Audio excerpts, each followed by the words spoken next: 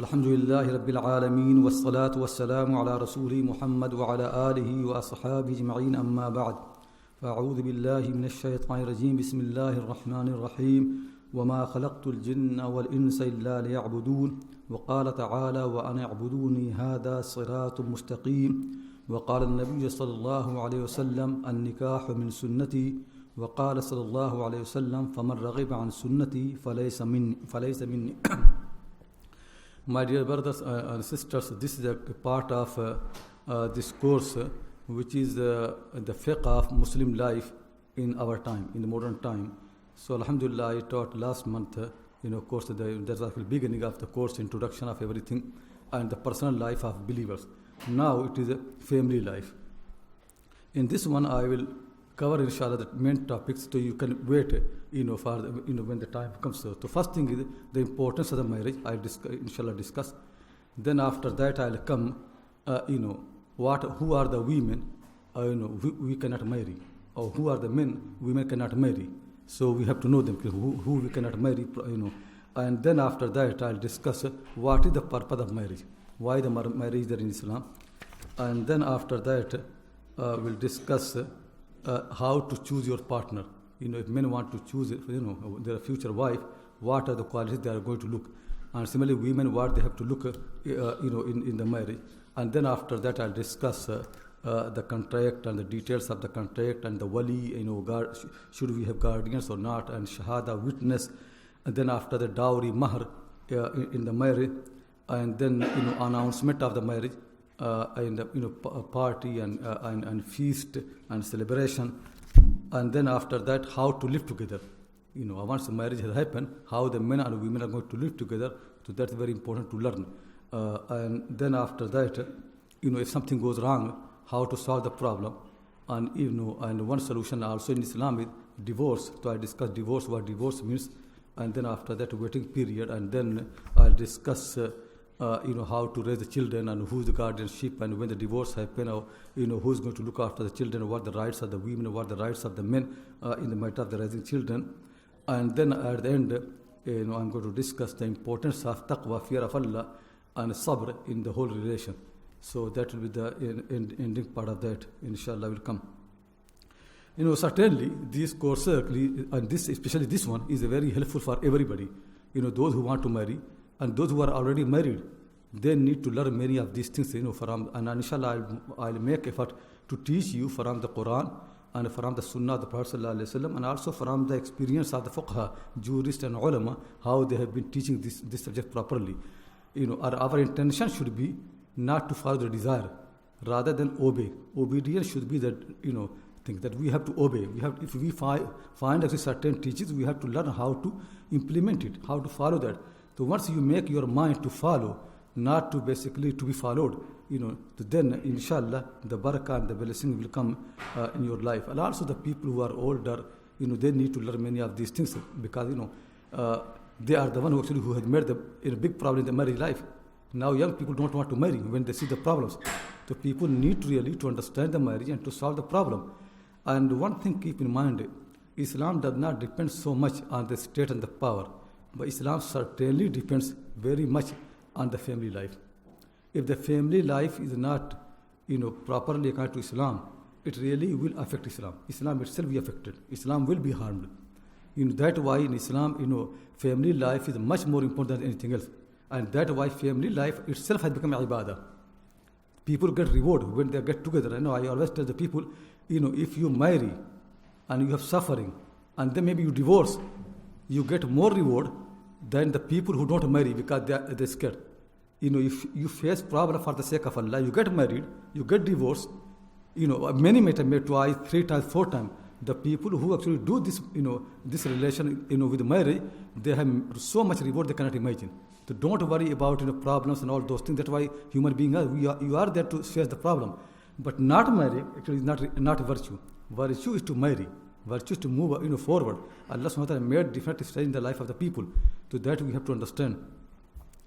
So inshallah, as I mentioned, I discuss all those things, but few points I want to make very clear that you understand actually what marriage actually is. And this will help you for your life in the future, and take the notes so you can revise them and go through them all the time. One thing I want to make clear to you, that in Allah subhanahu wa ta'ala has made in this life certain facts. Those facts you cannot change. You have to accept them. And actually, some facts are made by Allah and some made by human being. But the facts are facts. You have to accept them, and you have to basically make effort to adjust your life around those facts. So, for example, if you're traveling from here to Birmingham or to Manchester, anywhere, so it is not that you travel as you like. There are certain facts. You don't have many more choices. Basically, either you can travel by car, then you have to follow the motorways and roads, or by coaches or by trains. But it's not that you can do what as you like. There are facts which are there. You have to adjust your life according to those facts. If you're traveling by train, the train has its own timing. You can't change it. Just because you want to be at a certain place at a certain time, you can't change it. Those facts must be understood properly. So Allah subhanahu wa ta'ala has made life like that. People have to understand there are certain facts. You have to accept them, you have to understand them, and make your life to go around them. When people don't understand these facts, they keep failing. And in these facts, for our purpose, I can divide them into two categories: personal facts and social facts. If you don't understand what personal facts are, you keep doing mistakes. If you don't understand what social facts are, you keep doing mistakes. Both are two different categories, and they should be understood properly. What personal facts means. For example, what I eat and drink, this is my personal matter.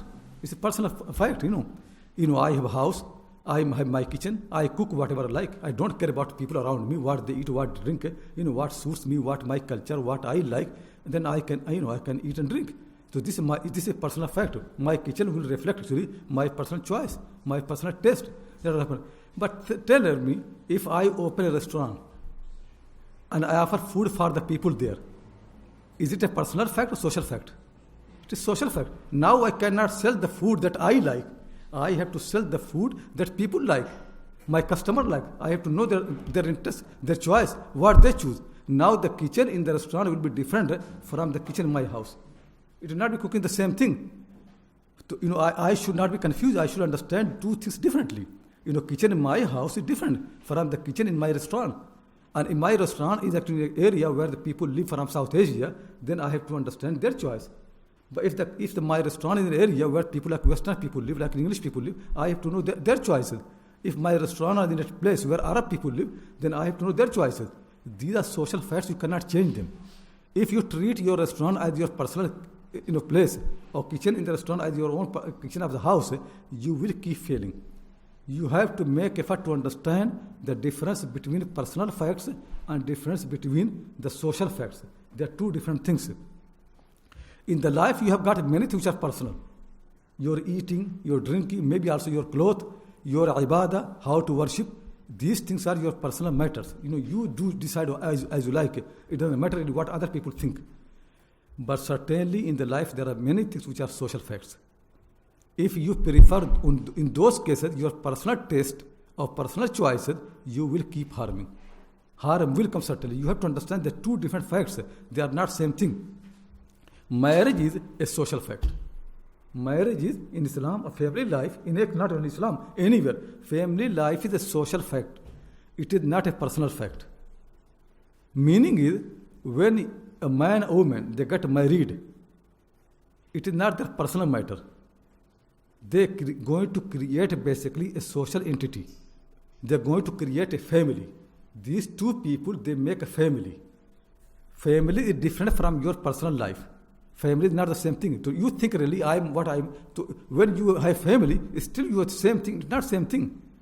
Once as soon as you get married, you basically having a new life. That actually, this is now social fact. Now basically man or woman, they have to think those interests which are the interests of the family, not your personal interest.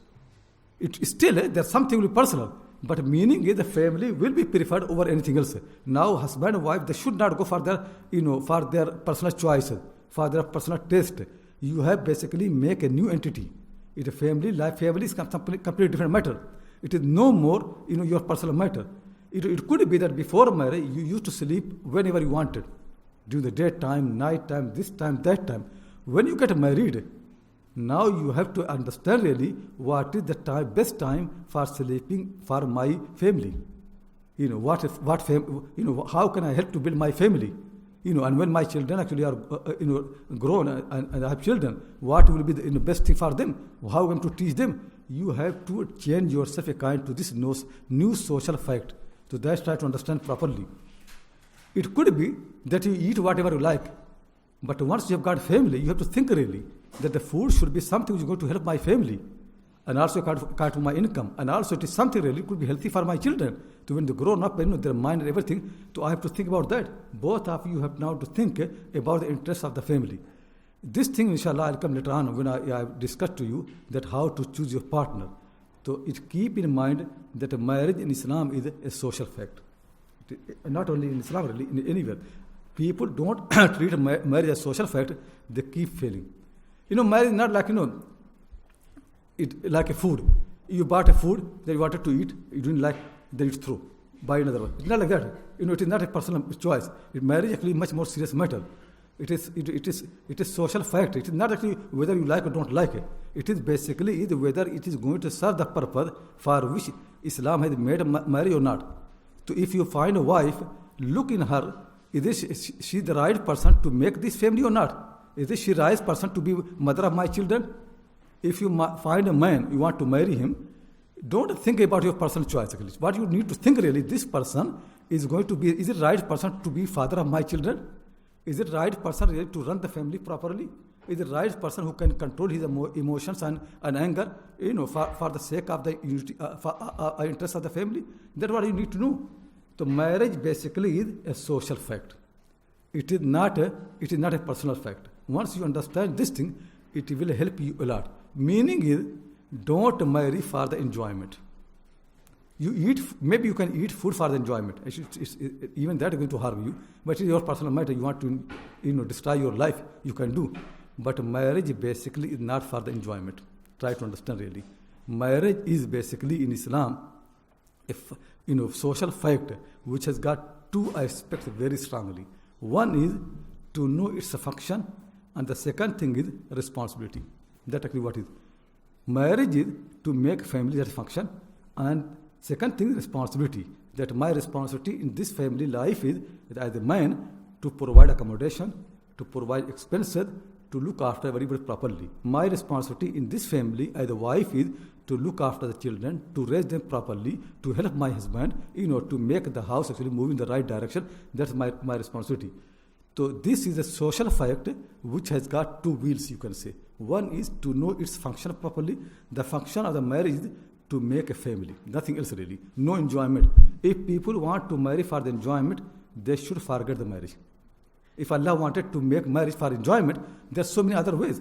But marriage is never for enjoyment. So people think, but there is enjoyment. Enjoyment has been made there to put you in trap. How can you marry?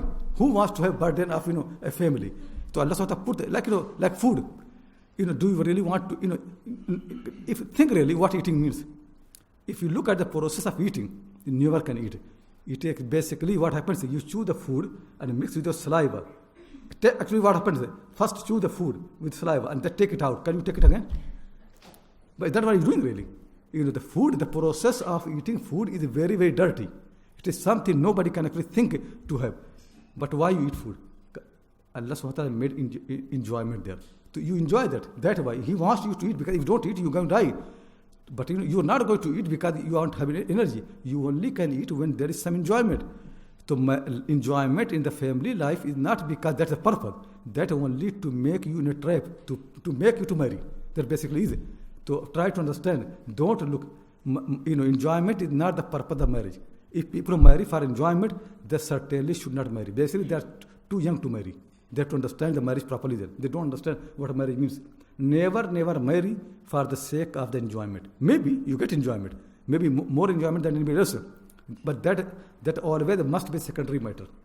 The real matter for the real thing in the marriage life actually is that what I've said to you. It is actually social fact, not a personal fact.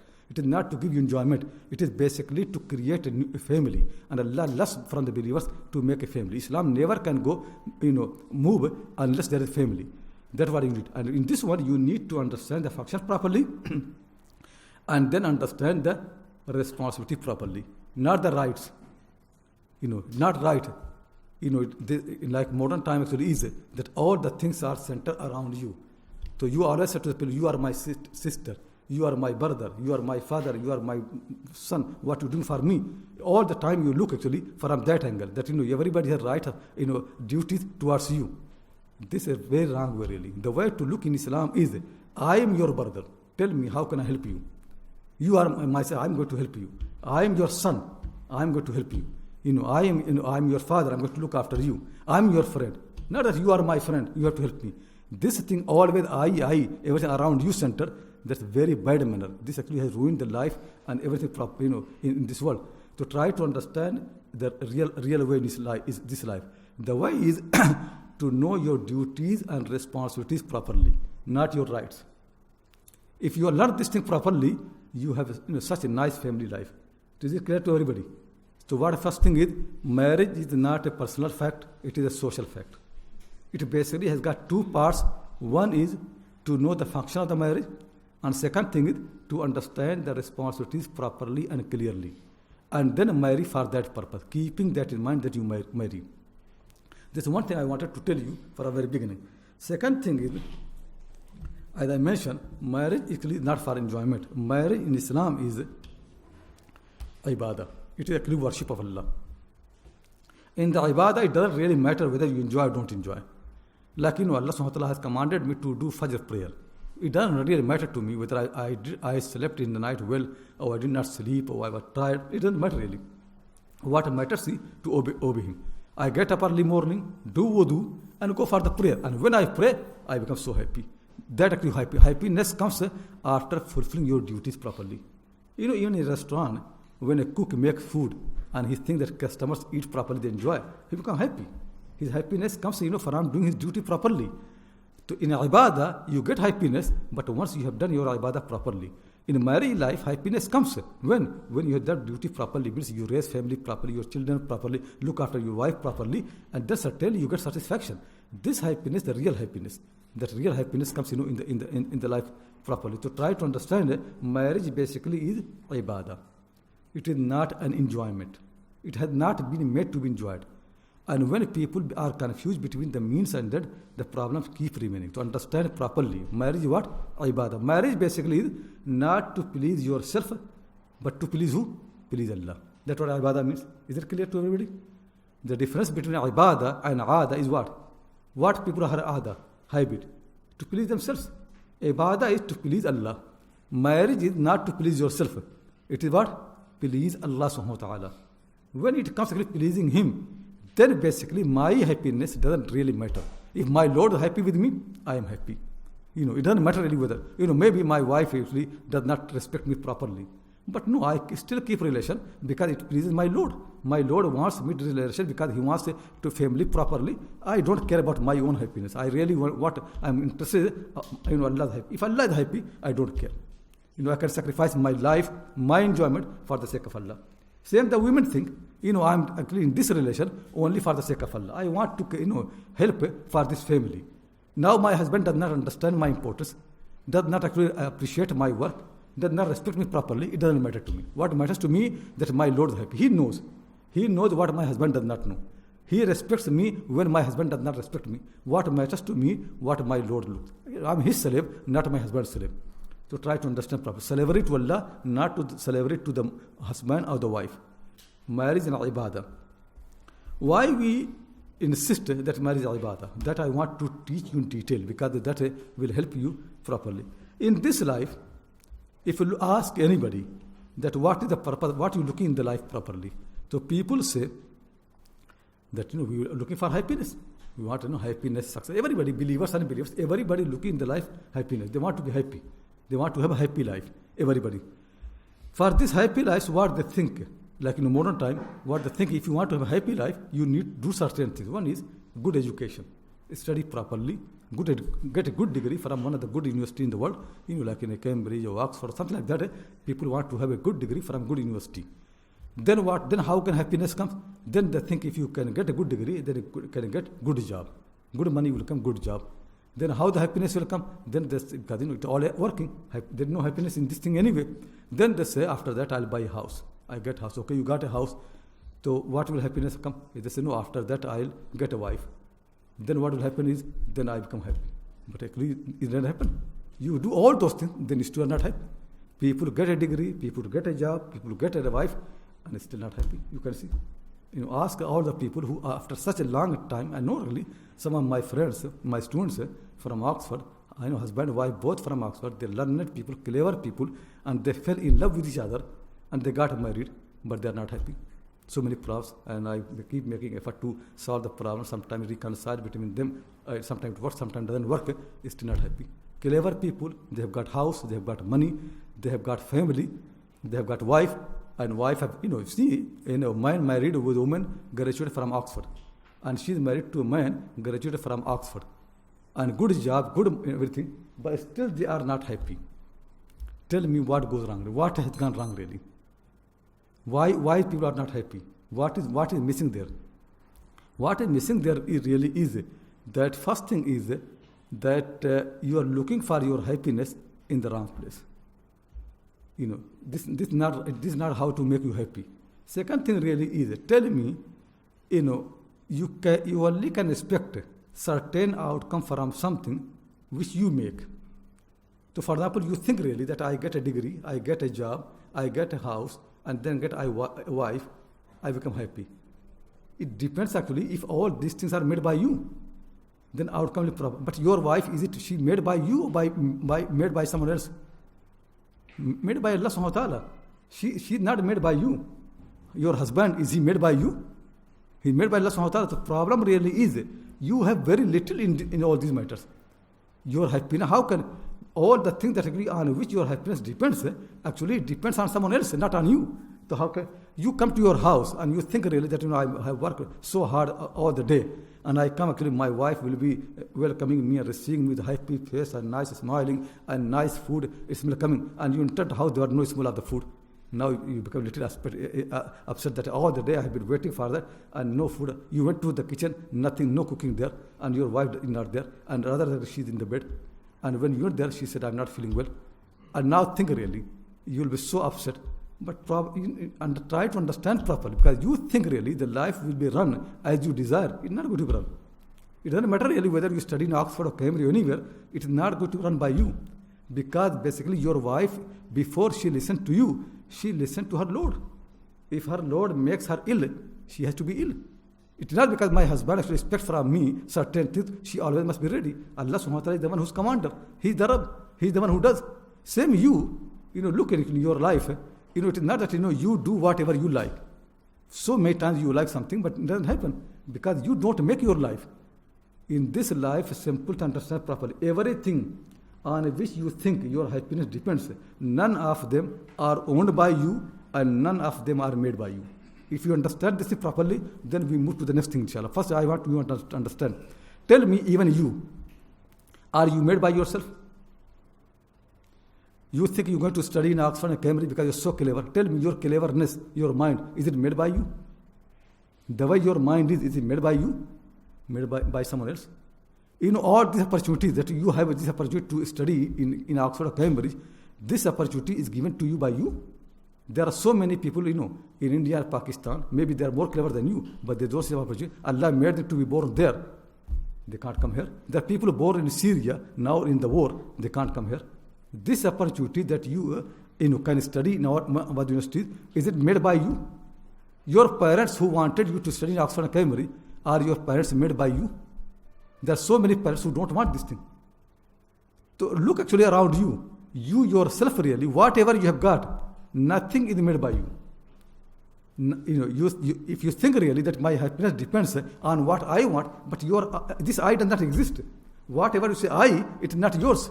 There is no I really in this matter. Your mind does not belong to you. Your body does not belong to you. Your parents don't belong to you. You do not make them. Simple thing is, none of them you made. You did not make your parent. You did not make your mind. You did not make your body. You did not make actually even the language that you speak. Why things are easier for you in this country? Because you grown up speaking English language. But did you make English language? When you born, language was already there. You did not make anything. Think properly. What you have made, actually what you are, think properly. And then, look in all the process really. That is, whatever you think mine, nothing yours. Then what should be the right attitude in this life?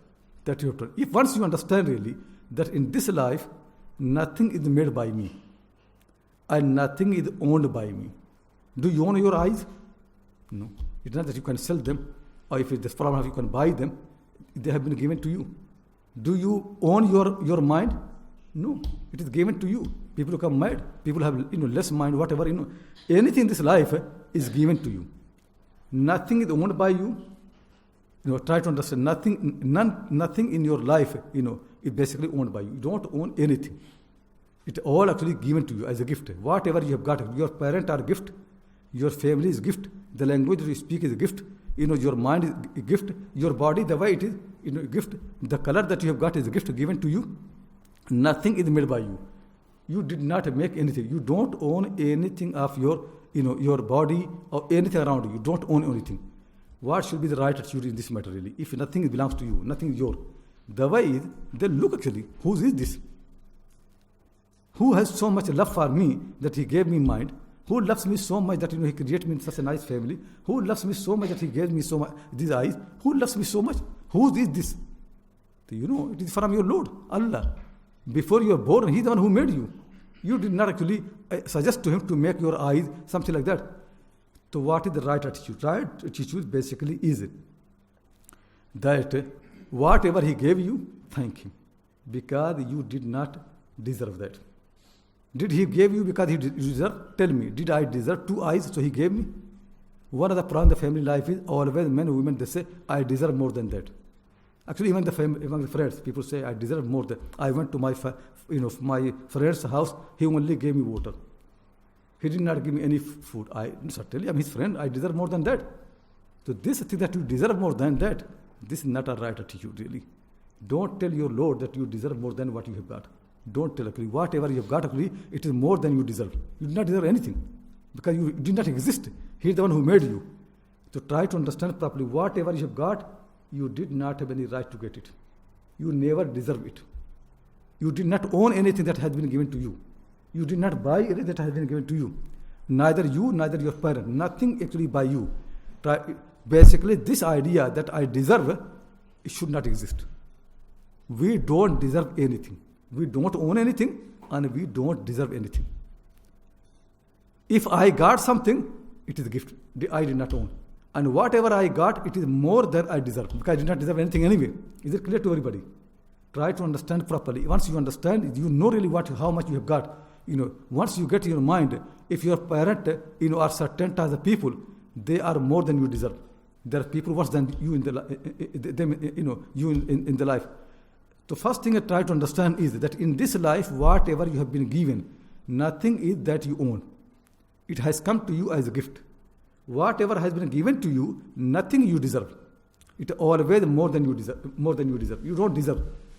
This thing take out from your mind. This first thing take out. When you come to your house, and if your wife did not make food properly for you, don't tell the people that I came to my house and she did not make anything. I certainly I deserve more than that. No, you should not think like that. You should not say I deserve. This deserving thing, take it out. This is the problem really. So first thing, be humble. Know yourself properly. I don't own anything. Whatever I got is a gift from my Lord. I don't deserve anything. Whatever I've got actually is favor from my Lord. He favored. I don't deserve, but He gave me as His favor. When you do this, what will happen? Then you thank Him. Then you thank your Lord. Whatever you got really. Think properly. You come to your house, your wife did not make food for you, did not receive nicely, and she is in the bed, she is not feeling well. What you say? Okay, thank my Lord that she is still alive. And I ask also to make her to be cured. Something else will happen worse. To thank. Always look what you have got. Always look. Always be positive in your life. Look at what you got. To thank Allah about what you have got from Him, and then be patient. Do sabr for what you did not get. It's simple thing. This life really is between shukr and sabr. I don't deserve anything. Whatever I got is a gift from my Lord. favor from my Lord. Whatever He has given me, I thank Him. Whatever I expected, but I did not get, I don't complain. Because I don't deserve anyway.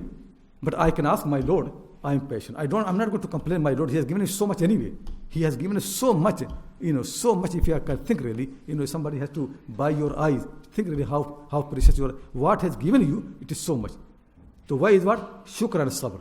Thank for what He has given you, and sabr for what you don't have. Sabr properly. And ask Him properly.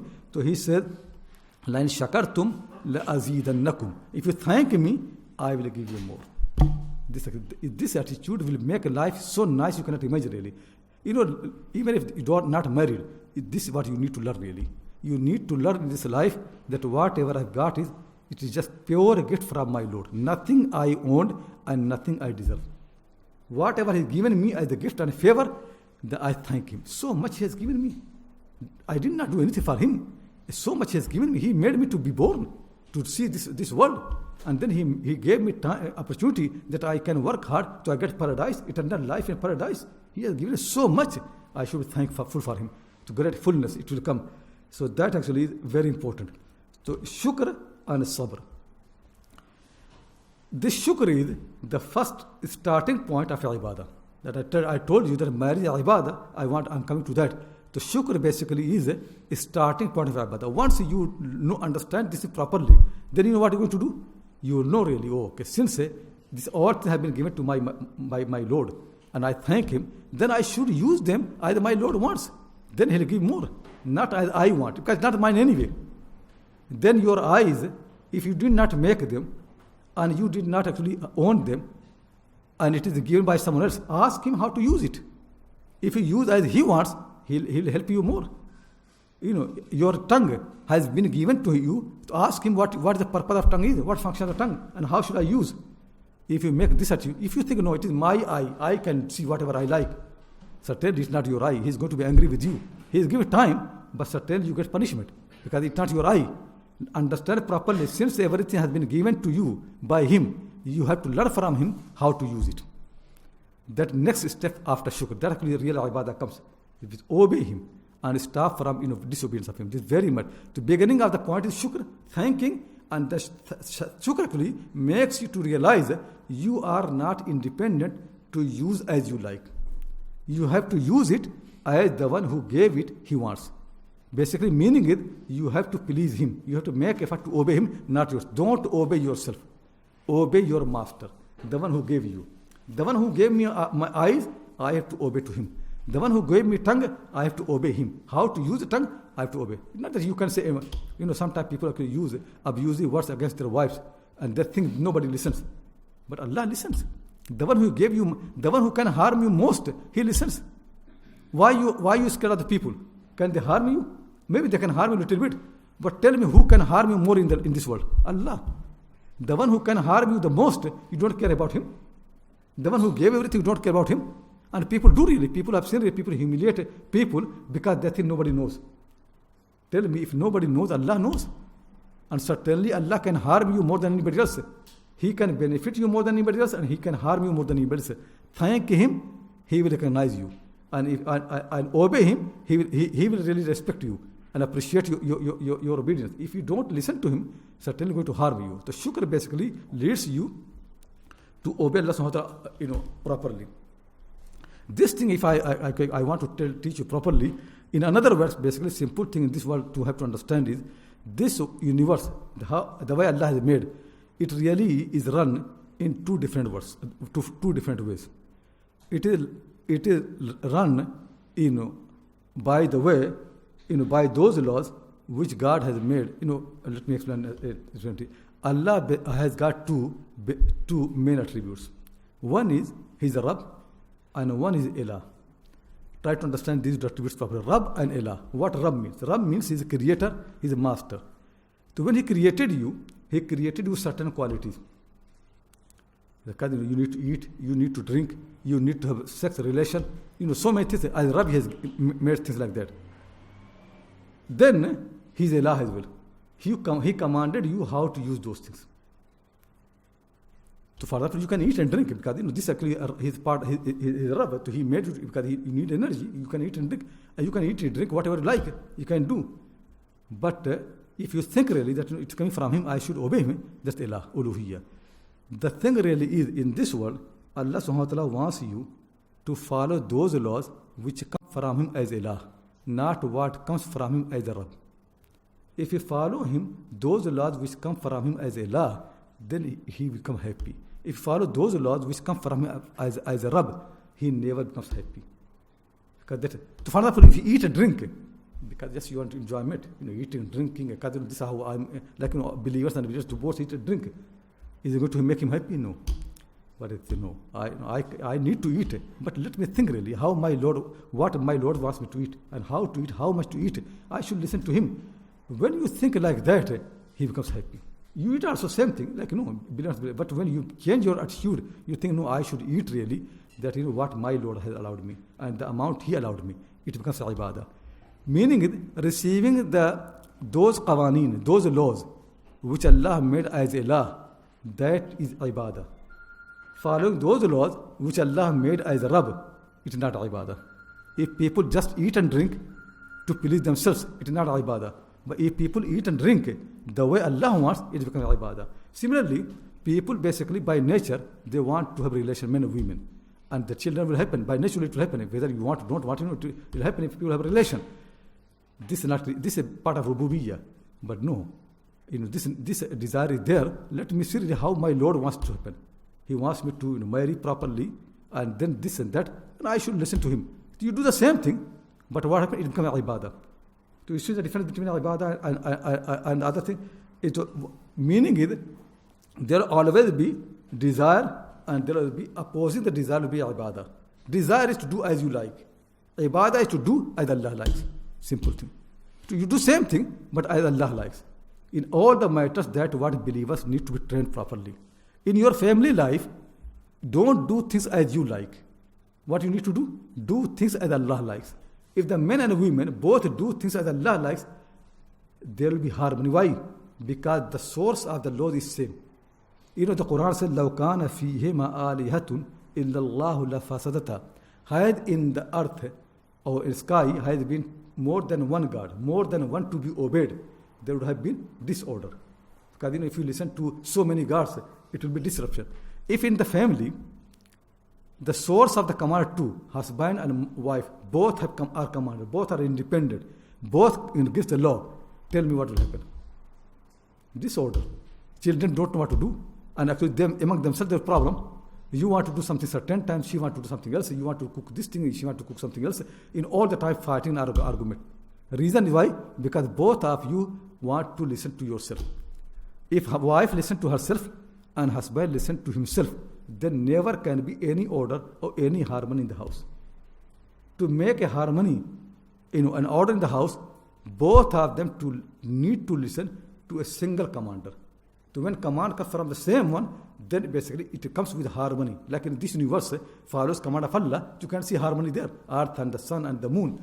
But if they have many, many creators or many, many commanders, there never can be harmony. Similarly, in a country, if people are confused and they don't know who to follow, the parliament or something else, there will be disorder. But if people know really that, like for example in India, in Bombay, there's a law of the country, but there are also laws in the street which are actually run by gundas. So every street divided by so many gundas. So they come and they say, collect tax and this tax, that tax. So you are confused. You don't know who to obey, who to listen. You can't implement the law. Try to understand properly. In the way your personal life works and the way the family life works is to understand this single source of the laws and command. Single source. Don't do things because you want. Husband should not do something because they want. Wife should not do things because they want. In every single matter, both of them what should do? They should do what Allah commands. Tell me, will there be fighting? No. If you do what He commands, if desire will go away, then you will not be angry. If He commands me to look after my wife, then I'm not feeling insulted. That I'm lower than my wife. No, I'm listening to my Lord. If my Lord commands me to look after my wife, I don't feel any problem because He commands for my Lord. That's why He commands. If Allah commands the angels to do sajda to Adam, to bow to Adam, did they feel insulted? that we are created before Adam and we are from light and Adam is from the earth. How can we do? No, because the command comes from Allah. If you listen to your Lord, the commander, it never can be a problem. Is it clear to everybody? To try to understand in this life is do things as He wants. That is ibadah. If you do things as you want, that what? That word called hawa. So there are two words in Arabic language, hawa and huda. So I'll write down for you so you can see. Hawan and huda. Hawa means to do things as you want. Huda means guidance. Huda means to do things as Allah wants. Tell me when the Quran says, ذَلِكَ كِتَابُ لَا رَيْبَ فِيهِ هُدًى. Quran has come as huda. Has Quran come to do what you want or to do what Allah wants? Tell me. Has Quran come to teach you what you want or Quran has come to teach you what Allah wants? Tell me. Tell me what Quran does. The Quran does actually what you want? No. Quran commands you to do what Allah wants, not what you want. This actually people have to understand really. Don't run your life by hawa. Run your life by huda. That's successful. That Quran said then people are successful. That Quran said وَأُولَٰئِكَ هُمُ الْمُهْتَدُونَ. Quran said that the verse المتقين الذين يؤمنون بالغيب ويقيمون الصلاة ومما رزقناهم ينفقون والذين يؤمنون بما أنزل إليكم وما أنزل من قبلكم وبالآخرة هم يوقنون أولئك على هدى من ربهم وأولئك هم المفلحون. They are the one who are on the huda and they are the one who are successful. Success comes from where? From hawa or huda? Tell me. Where the success comes? Huda. If you keep eating and think, eating, actually, I want to eat more and more. I love eating. Tell me what will happen. Basically, you become fat. And then the door will be too narrow for you to leave. You are all the time on the bed. You can't. Is it successful life? But if you eat as He commands, you'll be healthy. You keep moving. That's what He wants. He's not your enemy. His commands for you to help you. He knows your nature. He knows who you are. So when He commands you to eat certain things, going to help you. In the family life, whatever He commands you, it is going to help both of you. Try to understand. But when you become commander and you follow your hawa, both of them, it's not, women think that they're going to harm their husband. You harm yourself before your husband. Anybody who follows the hawa, they harm themselves before they harm the other person. Try to understand. You never can. Whenever you don't listen to your Lord, you harming yourself before you harming anybody else. You can't harm anybody else anyway. If you do harm the other person and he has sabr, he gets a reward. So you can't harm him anyway. If you laugh at me, and Allah does not want you to laugh at me, tell me who you are harming. Yourself or me? Yourself. You're getting sin and I'm getting reward. You never can harm anybody. If the women, they become angry at their husbands and they humiliate them, who is being harmed? The women, not the husband, because they get reward. And if the husband is angry and he is insulting his wife, who is harmed? He is harmed, not the woman, because he's the one who gets sin and she's the one who gets reward. Try to understand properly. When you follow what pleases you, harmful to you. And whatever you follow, what pleases Allah, good for you. That's called Ulaika humul muflihun. They are the one who are successful. Success comes from following the Allah's instruction, not your. Don't instruct yourself. Don't become your instructor. Allah is your instructor. He instructs you how to do, then do it. Don't become your own instructor. Is it clear to everybody? Now I want to explain to you what hawa means really. This hawa is a problem. And people have to know that hawa is a problem. That's why Quran said, فَأَمَّا مَنْ خَافَ مَقَامَ رَبِّهِ وَنَهَى النَّفْسَ عَنِ الْهَوَى فَإِنَّ الْجَنَّةَ هِيَ الْمَأْوَى. Those people who fear is standing in front of their Lord and they stop from following hawa. They don't follow the hawa, they get paradise. Hawa is a problem. When you do what you want, it is a problem. But when you do what Allah wants and stop yourself from the hawa, you get paradise. So hawa we have to understand properly. Now, what hawa really is? Hawa is basically indication. Hawa is indication that you need certain things. Like for example, hawa is like you become hungry. Being hungry is hawa. You become thirsty. You have a desire for relation. So it is basically. So why this desire Allah has made? For a purpose. Desire has been made as an indication. Means you need something. But desire is blind. Desire cannot teach you what you need and how much you need. So when you need a relation with a woman, then you use your mind properly. I think, okay, now God this is desire, but I should not listen to my desire. I should think really what in this case, when I have desire for the relation, what my Lord has commanded me. Is it clear?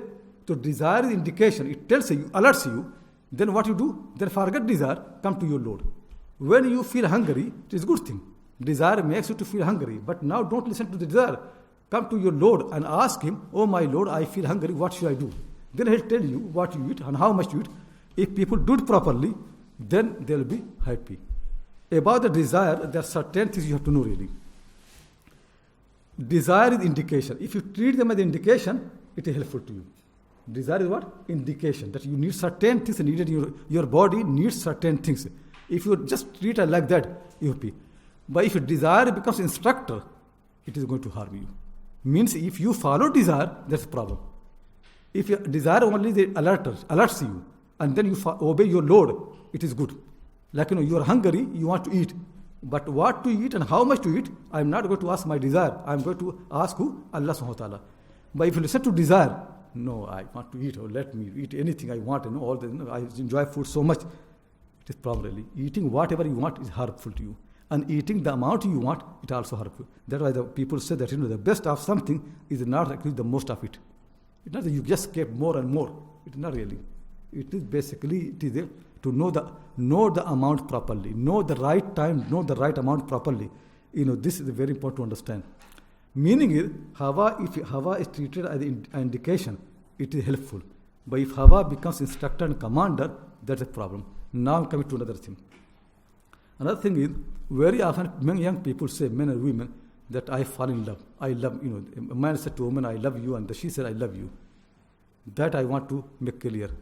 That many people don't understand what love means really. That I want, that if you understand this thing, it will help you so much. So, okay, let me write with other ink. There's something I've said in your body which comes as desire, indication. That actually is a problem. When people grow up, you become 16-year-old or 17-year-old, maybe younger than that. You feel a desire for the opposite sex. You basically means desire is there. That's fine. That is natural. Allah has made like that. The men have desire for the women, and women have desire for the men. Try to understand. Don't think it means I fall in love. If you see a woman and your desire comes, it does not mean that you have fallen in love with her. It is just desire really. If other women, it's the same thing. Like this story that somebody, a woman, younger from the village, she was going, to a man from the village, followed her, and but she's not looking, she's not interested in him. Then he shouted at her that I love you so much and this and that. She was clever. She said to him, my sister, who is more beautiful than me, she is coming behind you. Then he turned to see behind. So she said, see, you don't love me. Not that you love me. You see, very quickly, said how things are. Not that people love. People don't understand the Hawa. Hawa means just desire, because that age, desire is there. To whatever you can see. If somebody is sitting next to you in the classroom, it is not that you have fallen in love. It is desire, because it is easy, because that is the next person who you can talk. There is a person. You go somewhere in a restaurant and somebody next to you on your table, you can talk. That's how people think. It is just desire, because desire makes you, because dissatisfaction that you want to do. Try to understand, it's not a love. So whenever people have reached that age, they say, I love, it's not right. It's a Hawa. It is what is it? Hawa. Then what love is really? The word for the love in Arabic language is mahabba. And I want to explain to you these words properly. What Hawa means and what mahabba means. Mahabba, love actually basically comes when you know certain qualities, good quality. If you see somebody has good quality, and then you love that person and you like that person, that's mahabba. Hawa comes by the desire. It's not that you know quality. It is basically natural. Basically, it is how God has made. Means Hawa comes from Allah being a Rabb. Allah is a Rabb, so He created men and women on desire. But mahabba comes from Allah being Allah. Meaning what? Allah subhanahu wa ta'ala has made you in a certain way that good qualities you love. So for example, I love Abu Bakr Siddiq. Tell me, why I love Abu Bakr Siddiq? Am I fallen in love with him or desire? No. Because I know his qualities. I know his qualities, that's why I love him. What are the difference between both of them are? Difference is, Hawa by nature, when it is fulfilled, it falls down. Mahabba by nature keeps increasing. Everything which is good quality, they keep increasing. Hawa is not good quality. Hawa keeps falling. What I mean is, like I'm very, very hungry and I want nice food. All the nice food, that Indian food like biryani, kebab, samosa, all those things. In Ramadan, for example, long day, I'm very hungry. And you put all the things in front of me. And then I keep eating. Tell me when I'm full. Do I want to keep eating? I don't want even to see the food once I'm full. What happens is my love for the food has gone down. Like people of the economics say, diminishing marginal utility. Meaning these things, they keep diminishing. They don't, don't rise. What mahabba does? Mahabba keeps increasing. I love my wife because she prays. She fasts and she listens to her Lord. She's so nice, a good character. And then I married her. And then after that, I look more qualitatively. She actually even better than I thought. She reads Quran nicely because of her my life has come peace and this and all those things. I love her more and more. Then this love keeps increasing. Even when she becomes old, I love her more because I can see she's so near to Allah subhanahu wa ta'ala. That's called mahabba. Mahabba by nature keeps increasing. And hawa by nature, it keeps decreasing. Mahabba is always based on qualities. And hawa is just desire. Like desire for the food, desire for the relation. Most 99% of the young people, when they say I fall in love, they fall in what calls it hawa, desire, not mahabba. Mahabba is, you don't know the person, how can you love him? Love only comes when you know the qualities. You don't know the quality of the person, how can you love? You don't know. That way Arab people, they have got, two way of expression. Although the words in Arabic language, which actually comes without any effort. They're weak verbs because they're not important. They're not good quality. They are the middle letter has kasra. So you always have like sami'a. In all those words in Arabic language where human effort not involved, they are weak verbs. They are basically have kasra in the middle. They're not important. The real verbs in Arabic language, those which have got a middle number fatha.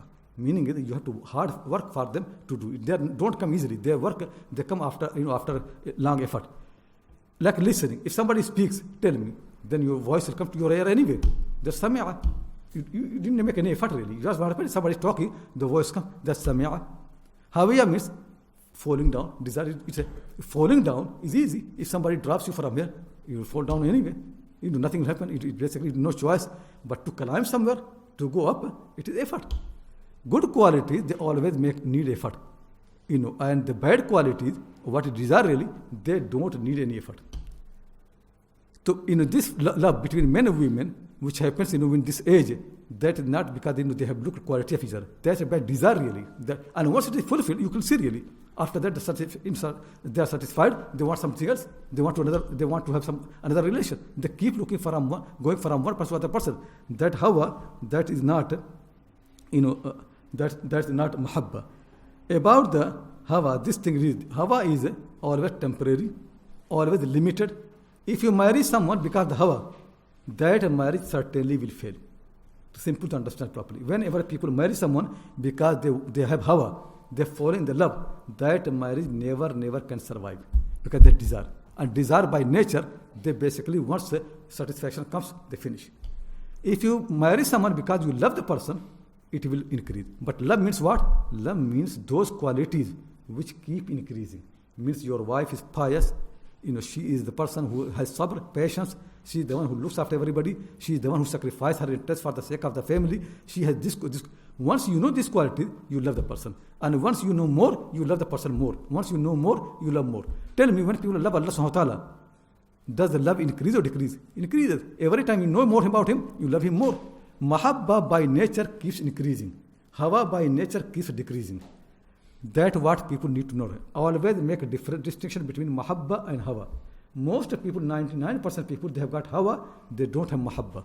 They don't. Even somebody says, I love the food. It is hawa. It is not mahabba because food has no quality. You're not in love of the food. It's basically just, your desire. When a man says to a woman, I love you, that's only hawa. That's not mahabba. It's not good because he does not know her properly. When she said, I love someone, it is because of that age. It is called hawa. It's a collective very big. Hawa is a very weak thing. It is not strong. Strong really is mahabba. That's what people need to do. In this matter, when okay. Now I'll come inshallah when you come for the choice. But one thing keep in mind really that the way Allah subhanahu wa ta'ala made this world is that he created Hawa as an indication. It is indication. I'm not against desire. Hawa will come, desire will come. But that's certainly desire. After that, you have to use your mind and think properly. Don't fall in the trap of the Hawa. Then think properly, really, this means I need to marry. Whenever you see desire for a woman, certainly it means you need to get married. Then don't look for that woman. Just look in the Quran or Sunnah or ask wise people, now I need to marry, what should I look for? Then they tell you, don't go for your desire. A woman, she feels attraction to a man, that means indication she wants to marry. Then now she not go to that man. Now she come to her Lord, the Quran Sunnah, and think really, I want to get married, what are the qualities? Forget that person, because that was just desire. You need to get actually these qualities properly. Once you behave like that, your life will be successful and you never have problem. But once you listen to your desire, certainly you're going to fail. And problems will happen. I've seen many women, they listen some good words from some men, and they think the person loves me so much and that, and they even leave their family for that person. And within 1 month, that person leaves her, and she has no choice. She had left her family, and she had nowhere to go. I've seen so many women like that, and they complain. So I said to them, it is actually your mistake. You have chosen the wrong person. You just actually are deceived by his words. These words anybody can say. This word, it does take any time to say, I love you. And I don't understand why the women, they just become, deceived by this word. This word, you can make a machines to say. This word actually has no value. People can make this word. If somebody knows that this is the only word which can make a woman happy, they will say that. Because they want desire. If they think, if somebody says that I can buy, if I come to a restaurant and I said to owner of the restaurant, I love you, and he give me food. Everybody will come there, I say, I love you, and they get food and they go. If they say, this is how you get food, just say, I love you. It's a simple thing how people do. Try to understand properly. I'll tell you the story which will help you to understand. So, you people will be knowing, in Urdu and Arabic, one of the famous love stories, Majnu and Layla. Majnu is a Qais and Layla is the woman. Both are from the same tribe, cousin, and Qais has fallen in love of Layla. But anyway, marriage did not happen. It's a long story, did not happen. But their love really was proper, deep love, as everybody knows. So, what happens is, Layla knows that Qais has become Majnu because of my love.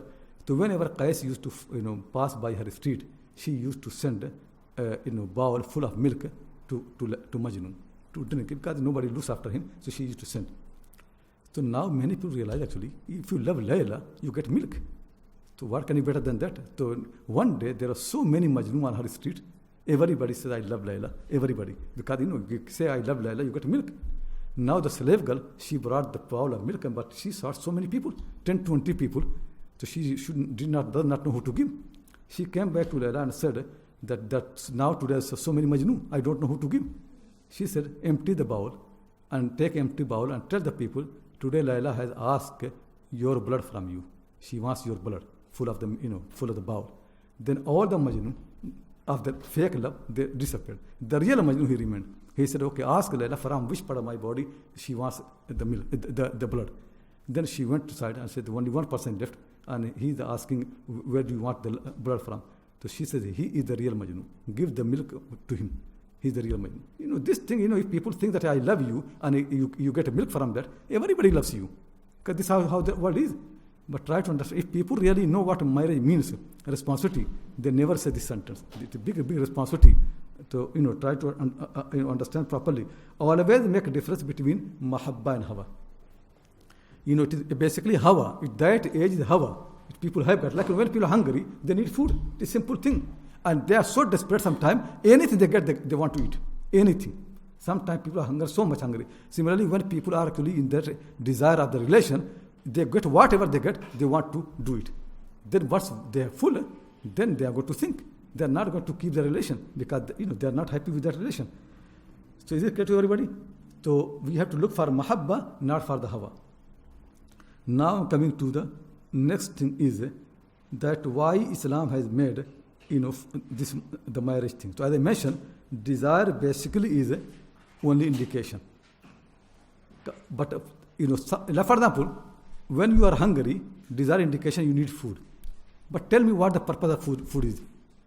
To give energy. So for survival of your life, individual life actually, you need energy. And energy comes from where? from the food. And hunger is indication of that. Similarly, survival of the mankind on the face of the earth depends on children. Because future generation means men and women meet, relation, then children come. Allah subhanahu wa ta'ala wants the future human generation to continue on the face of the earth. He wants that to continue. He could have done differently. He could have done another way would have been to after every 10 years to drop new generation on the face of on the heaven. So you can from the tree you can give children people can do. He could have done that, but he did differently. What he did actually, he made the family system, and from the family, from the husband and wife, new generation can come. Why? Purpose is then they can teach, they can learn, they love and mahabba and all those things. So he wanted to make family through the family. Human generation, next generation come through the family that he wanted. So basically, the whole purpose is to make a future generation. The whole purpose, and this future generation, they learn ibadah, how to worship Allah from their parent. So that why family is very, very important. So because people are very keen to teach their children. That's what it is. This will not happen because nobody wants to tie it up with other person. So what he did, nobody wants to eat. So he put the desire there. And similarly, when the people don't want to be relation, he put desire of the relation. So desire come there. But desire is not the purpose to fulfill the desire. The purpose is what? To have family. So if you understand this thing, then things become actually easier. Then really the family life in Islam is for two connected purpose. One is to make future generation, and second thing is to train them on the ibadah of Allah. These two purposes could not happen actually easily elsewhere. That's why family is important. What Allah wants? Allah wants the man and woman, they meet, they marry. Why? So they make a family. And when the family is there, then future generation can be raised there easily. Children are there, they have an environment, and they can be trained, they can be educated, they can be taught ibadah properly. That is the function of the marriage. The function of the marriage is what? You get family and you get children. The basic, simple thing really is the marriage. Basically, the function of the marriage in Islam is to get the children and to raise them according to Allah subhanahu wa ta'ala command, to teach them ibadah. That is the function of the marriage. In Islam, whenever the function comes, there also responsibility comes. Every single thing. The function, responsibility, both are connected. The function is that you make family, you get children, you raise them according to Allah's teaching. And what responsibility is? Responsibility, the man has to provide accommodation expenses, and the women have to help about raising the children properly. That actually both have got responsibility in this matter. I will come to that now why there is responsibility divided that way. But that what function of the function is and responsibility. So marriage basically in Islam is this function and responsibility. It is not the fulfillment of desire. It is not really that enjoyment of the life. It has nothing to do with that. Marriage has only one function, and that is to provide a family life where children can raise properly. That's what it means. As long as this family life can serve this function properly, it is successful family life. It could be that each one of them individually don't enjoy that, but both of them are very much suited to make this function to happen. That's fine. As long as husband and wife, they can create this environment, they can have children, and they can make them to learn properly, study properly, and to obey their Lord properly. They're obeying their Lord. Basically, that's what they need to do. It could also happen. Sometimes they enjoy the life, sometimes they don't enjoy. It doesn't necessarily matter. What matters is the function should properly. Second thing is each one of them knows his responsibility properly and do them properly. These are two aspects. Keep in mind. The function of the marriage is to have family, and responsibility is what? Both of them have got responsibility. There are no rights in this matter, and there is no enjoyment. Enjoyment is secondary matter completely, really. Because actually, I'll tell you, the enjoyment in this life doesn't matter anyway. Allah subhanahu wa ta'ala did not make this life for enjoyment. He only made this life for ibadah. Enjoyment is after death. If people want to marry because of the enjoyment, certainly they are wrong. It's not for that purpose. You're looking for something in wrong place. So always keep in mind that the reason I'm getting married is because now I've reached to age when I can have children, I want to have family, and then I can raise my children to Allah subhanahu wa ta'ala. So if my generation can continue, I die, and then in the future generation, they continue on the face of that, they worship Allah subhanahu wa ta'ala. That's actually what you need to do. So you marry for the sake of the family. You want to create new entity. That actually is the family life that people do. Now once we come in this, what is the importance of this family, this marriage in Islam? Is it obligatory or it is not obligatory. So I'll tell you the few things, then you come inshallah to some other points. One thing is what the scholars say, since Allah subhanahu wa ta'ala has made the life, this marriage for a function with a responsibility, and the function is not easy, and responsibility very, very heavy. Nobody wants to marry. If somebody tells you, you marry because you have to have family or because of your function, who's going to marry? Nobody wants to have responsibility. But if Allah subhanahu wa ta'ala puts a desire there, then a desire is so strong really, that no desire as strong as this desire, Allah subhanahu wa ta'ala, because He wants you to do. This desire is so strong that if people don't marry, sometimes they can fall in the sin. And we can see around us, people are falling in the sin. So that's why the ulama say that indication really, you must get married. So what they say, if somebody realizes that if he does not marry, he will fall in the sin, and he has got enough means to marry. Man has got enough money to support his wife. He's got money for accommodation expenses, and he thinks if he does not marry, he will fall in the sin. Then it is a clear indication you must get married and make family. Then marriage on that person is obligatory further. Is it clear? Anybody who has got enough means to marry and they think if they don't marry, they can fall in the sin, then the marriage becomes obligatory further. And this further can be different, for different person. But this is somebody think really that he has bad character, and if he marries a woman, he is going to harm her. He is going to be unjust to her. He is going to mistreat, disrespect to her. Then marriage to such a person is haram, sinful act, because you are not allowed to involve in a relation where you are going to harm any other person. Is it clear? Many men, they really don't teach themselves properly. By marriage, they're doing haram. Marriage is not allowed for you. It's haram for you to marry because you don't know really how to behave. If anybody knows I am such an angry person, I always become angry, and when I marry, I'm going to create a problem for my wife, then don't marry. Simple thing, you have to learn. First learn how to behave properly. Before that, you are not allowed to marry. So marriage for a person like that is not haram. Is it clear? So for somebody, it's wajib. But somebody also can be haram. For some people, it can be makruh tahrimi. Nearly haram. Some people makruh. Generally, if people have good character, good manner, and they know the function of the marriage, and they have got enough means to look after the wife, and they don't think they will fall in the sin, still for people like normal people, still it is recommended to marry. It is sunnah the person. They get reward for that. Still they get reward for that. Is it clear? But if any of those things become more urgent, then actually marriage becomes more important. For example, if a desire becomes stronger and people think they fall in the sin, it becomes wajib. But generally, if they don't fall in the sin, but they have got all the means to marry, they can look after their wife, still it is more highly recommended that people should marry. Like three hadith in Sahih Bukhari, 3 people came to the Prophet ﷺ, and the Prophet ﷺ was not there.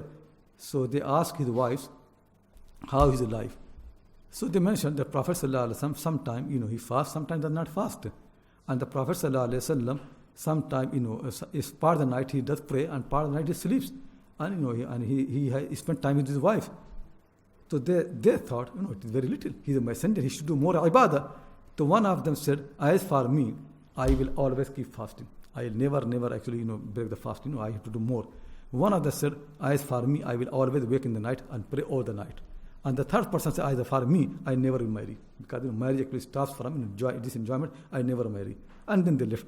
When the Prophet ﷺ found out this, he called out those people. And he said to them, didn't you say these things? They said, yeah, we said this thing. The Prophet ﷺ said, as for me, I fast and also I break the fast. I don't fast certain days. I pray in the night and also sleep. And I also marry the women, and it is my sunnah. فَمَنْ رَغِبَ عَنْ سُنَّتِي فَلَيْسَ مِنْ. Those who turn away from my sunnah, they are not from me. So marriage in normal condition, it is still sunnah.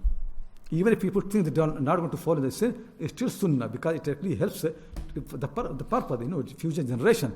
It really makes you a complete person. Then you have sabr, then you look after the person, and you have children, you raise them properly, you basically contribute, in Islamic life. So marriage always encouraged.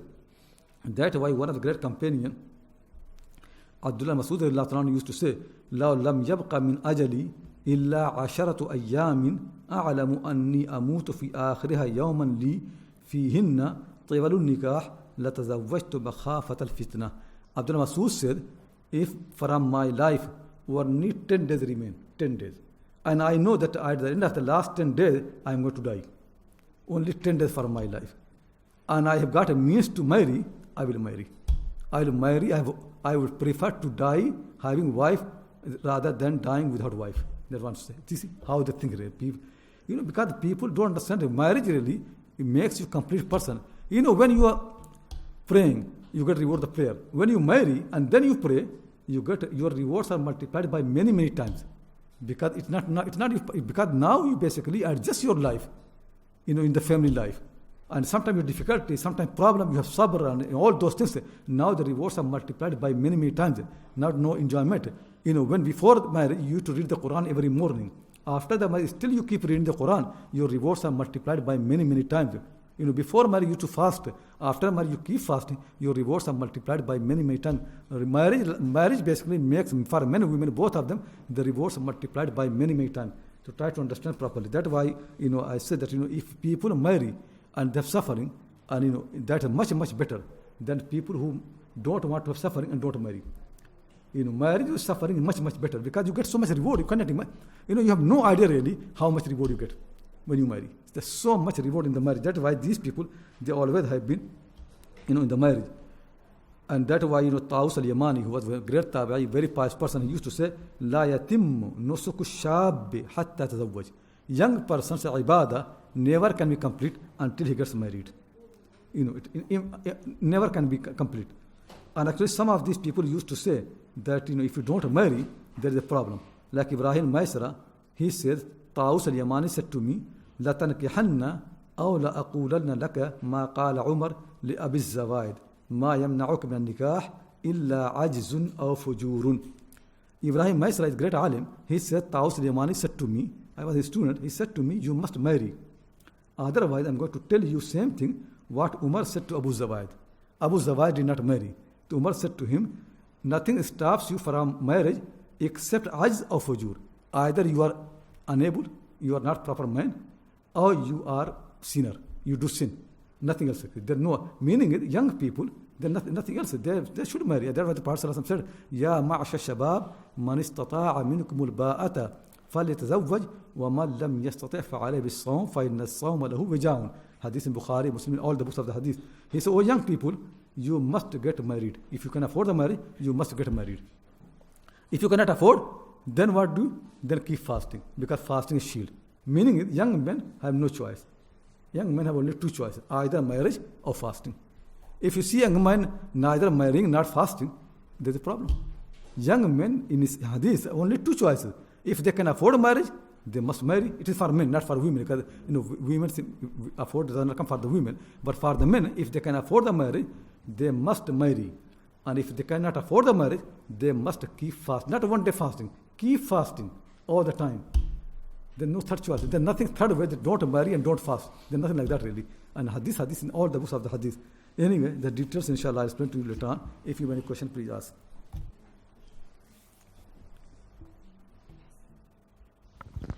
Shaykh, can you explain that again?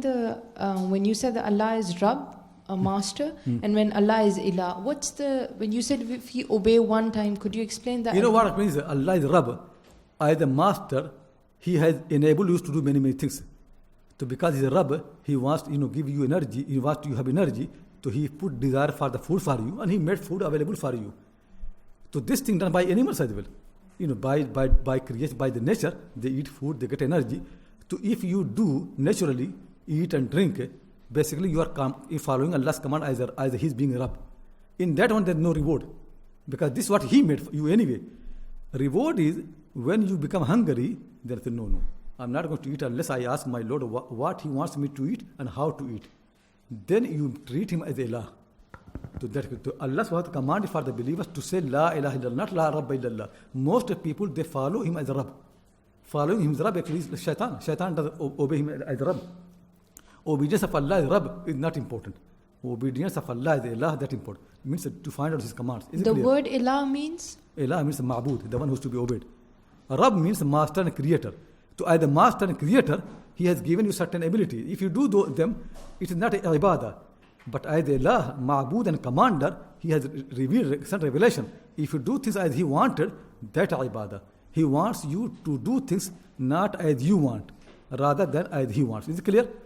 Basically, following Rabb means do things as you want. Following him as Allah means do things as he wants. Following him as Rabb means to follow Hawa. The Hawa actually is come from Rabb. But, if you make him Allah means to follow the Huda. Do you see the difference? Hawa comes from him as Rabb and Huda comes from him as Allah. So if people obey him as Allah, then they follow Huda. Assalamu alaikum, Shaykh. I wanted to ask, where does mahabba come from? Would we say that it comes from the heart, or would we say that it's a rational choice that comes from the head? And also, does hawa play any role in choosing a spouse, or is it something that we should completely discard if we start to feel desire? This is a very important question. Mahabba can happen from different ways, but the real mahabba comes from the mind first. Meaning is, you know certain good qualities, and when you see those qualities in somebody, you love that person. So first you think about that, you know it, and then love comes after that. That actually real way of the mahabba is. Mahabba always comes from aql. Ulama say that mahabba starts as being aqli, then it becomes qalbi.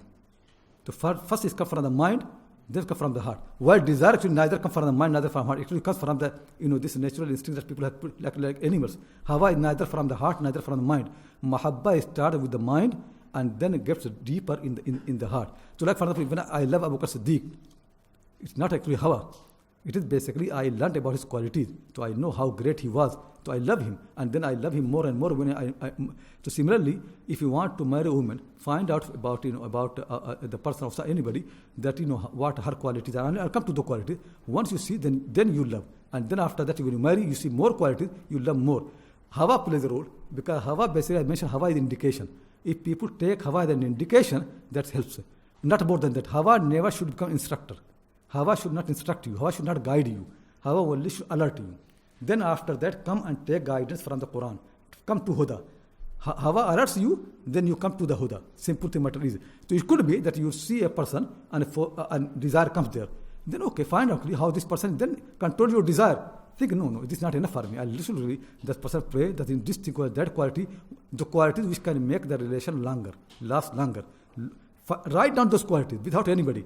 Just write, these are the qualities which are going to make my family life last longer and this and that. Then look at those qualities. If you can find that is love. And then when you marry the person, then love keep increasing. Because those qualities you will know more and more keep increasing. When people marry because of the hawa, then actually it goes down all the time. Keeps going down until people don't have no interest. Is it clear? So mahabba, real mahabba is from the aql. Let us start. Likewise, otherwise, stupid people you can see they fall in love all the time. But real people, they know not so easily. They always think, understand. That then after that, then they think, then they love. People who love, then they think it is not right. Like Indian people always say that in West people, they love someone and then they marry. But Indian people, we marry then we love. But it's not right way. It is very wrong way. Basically you are forced to have that relation. It's not that you marry then you love. Right way is to know things properly, quality, then you love, then you marry. That means the right way is Iman, then Islam. So Iman is from the mind and Islam is from the heart. We've got a few online questions. We can take one of the online questions. Brother Sulaim is asking something relating to you mentioned earlier. Does this mean if a husband and wife cannot have children, they should not remain married? No, it doesn't mean really. Thing is, as I mentioned, the function is family life. But children, you are not going to create them. Allah is going to make them. What you need to do is make your effort. You succeed, you got reward anyway. You married because you wanted to have children, and you got married for for that purpose. After that, having children or not having children, it is from Allah subhanahu wa ta'ala. He is the one who enables people, not enables people. Sometimes even if you have children, they die, and sometimes you have children and they become bad, they become sinner, they become unbeliever. It could happen anything. In this world actually, people's only thing is make your effort. Don't look at the outcome of your effort. Outcome is only in the hand of Allah. That's what your effort should be marriage. After the marriage, make every effort. It could be sometime illness, problem. Do effort as best as possible. But after that, don't break relations because your outcome is not what you expected. Outcome never in your hand. Outcome is always in the hand of Allah subhanahu wa ta'ala. So outcome should not change your mind. So think properly. You work for that outcome. But if you get it, that's fine. If you don't get it, don't worry. Still you get reward. Assalamu alaikum, Shaykh. What's the difference between mawadda and mahabba? Yeah, so mahabba, as I mentioned, mahabba is a perfect quality, it's a good quality. Mahabba actually is good quality. It should happen, like mahabba with Allah subhanahu wa ta'ala, mahabba with the Prophet sallallahu alaihi wasallam, mahabba with sahaba, tabi'in, pious people, mahabba with your wife. This mahabba is good quality. People certainly should, make an effort to attain it. And in some mahabba, also Allah subhanahu wa ta'ala has made, what you can say, inclination means you feel inclined to that person. You feel actually peace. Peace that comes from the mahabba, that's called mawadda. So sometimes it is possible that you marry, you get peace. That's mawadda. Sometimes you don't get anything, but still mahabba still can be there. Because mawadda is another thing. Allah subhanahu wa ta'ala made mawadda, but sometimes he gives, sometimes he does not give. So people basically marry, then after that Allah subhanahu wa ta'ala made mercy, mawadda, rahma among them. And sometimes people don't feel that, but still they have to do their duty properly. It could be that you don't feel that inclination to your wife, or wife does not feel, but still do what Allah commands. That's enough. He gives reward. So this mawadda is a gift from him. If you get that fine, if you don't get, still you can carry. Meaning, if you're obedient, then you still can carry on your life. If you are not obedient, then problem will be there. You think, I don't feel inclination, I don't feel much interest in this and that, and you create a problem. But no, my Lord has commanded me, I do anyway. Family life is fine. We are living together, and I know my rights and my duties properly and pay them properly. That's fine. But mawadda is another gift from Allah. Sometimes happens, sometimes not happen. But people should understand properly that mawadda is not the main thing. Mawadda, real thing is this family, and then mahabba will come. Sheikh, going back to discussing mahabba, is that something which comes naturally to people to recognize these qualities and to have mahabba, or is this something we have to develop and consciously make an effort to appreciate? If people are true nature, then mahabba will come. Because Allah subhanahu wa ta'ala did not create people like empty. He created them with knowing the good quality. But certainly when we are created, we are born in a certain society where those qualities are not there anymore. Nobody actually interested. Now, in our time, everybody only interested in money. So certainly, nobody actually looks for patience and sabr and taqwa and piety, money and richness. So then you need to make effort to know what good quality means.